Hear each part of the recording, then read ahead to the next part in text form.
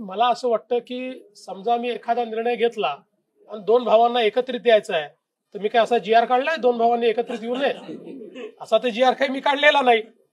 या उलट उद्धव ठाकरेजींच्या कार्यकाळामध्ये जो अहवाल आला होता, जो अहवाल लिहिण्यामध्ये उद्धव ठाकरेजींचा उजवा हात, त्यांचा उपनेता हा होता, ज्यांनी अहवालामध्ये लिहिलं की 1ली ते 12वी हिंदी सक्तीची करा, आणि तो अहवाल उद्धवजींनी कॅबिनेटमध्ये स्वीकारला आणि त्यानंतर नेहमीच्या पद्धतीनं घुमजाव केलं. तरी देखील आम्ही कुठलाही इगो न मानता त्या संदर्भातला निर्णय केलेला आहे.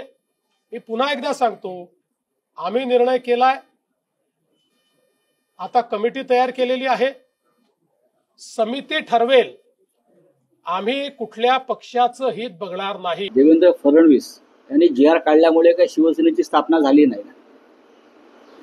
आणि देवेंद्र फडणवीस यांनी जी.आर. काढल्यामुळे मराठी माणसं एकत्र आली नाहीत. देवेंद्र फडणवीस यांनी जी.आर. काढला शिवसेना फोडण्याचा, तरी मराठी माणूस एकत्रच आहे. त्याच्यामुळे जी.आर.च्या गोष्टी तुम्ही आम्हाला सांगू नका.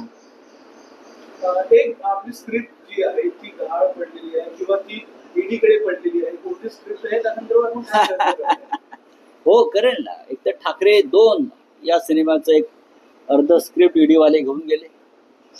जॉर्ज फर्नांडिस त्यांना वाटलं खूप मोठं काहीतरी स्कॅन्डल आहे, ते घेऊन गेले. आता आम्ही अर्ज केलाय, आम्हाला परत द्या म्हणून, आम्हाला काम करायचं त्याच्यावरती. राहुल साहेब, फडणवीस वारंवार असं म्हणत आहेत की डॉक्टर माशेलकर समितीचा जो अहवाल आहे हा उद्धव ठाकरे यांच्या नेतृत्वाखालील सरकार, म्हणजे ते मुख्यमंत्री असतानाच्या सरकारने स्वीकारला होता. काल त्यांनी असं विधान केलं आहे की उद्धव ठाकरेंचे उजवा हात समजले जाणारे उपनेता विजय कदम यांनी हा अहवाल लिहिला आणि तो मंत्रिमंडळाच्या बैठकीत मांडण्यात आला आणि तो स्वीकारण्यात आला. तो अहवाल समोर आणा ना लोकांसमोर. आम्ही वारंवार काय सांगतोय, तो जो अहवाल आहे तो स्वीकारला, त्याच्यावरती काय कार्यवाही केली, त्यानंतर तेव्हाच्या मुख्यमंत्र्यांनी कोणता जी.आर. काढला, हे समोर आणा. तो जी.आर. जसा देवेंद्र फडणवीस यांनी मुख्यमंत्री म्हणून एक जी.आर. काढला, हिंदी त्रिभाषा सूत्रानुसार तिसरी भाषा म्हणून सक्तीची, हा जी.आर. आहे ना. त्याच्या विरुद्ध आम्ही आंदोलन केलं. अशा प्रकारचा जी.आर. जर तेव्हाच्या मुख्यमंत्र्यांनी काढला असेल तर लपवतात कशाला? तुमच्या हातात सरकार आहे. बघा, हे खोटारडे लोक आहेत. हे खोटेपणातून सत्तेवर आले.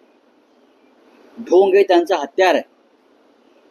त्यांच्याकडे दुसरं खोटं बोलण्याशिवाय दुसरं कोणतंही साधन नाही. हे खोटं बोलत आहे. जर उद्धव ठाकरे साहेबांचा जी.आर. असता तर आम्ही तो कशाला जाळला असता? आम्ही तुमचा जी.आर. जाळतोय, तुम्ही आमचा जी.आर. जाळा ना. उद्धव ठाकरे साहेबांनी जो जी.आर. काढला असं म्हणताय किंवा काय, तो जाळा ना तुम्ही भाजपवाल्यांनो. आम्ही तुम्हाला जागा देतो जाळायला आझाद मैदानला किंवा शिवसेना भवनासमोर येऊन जाळा.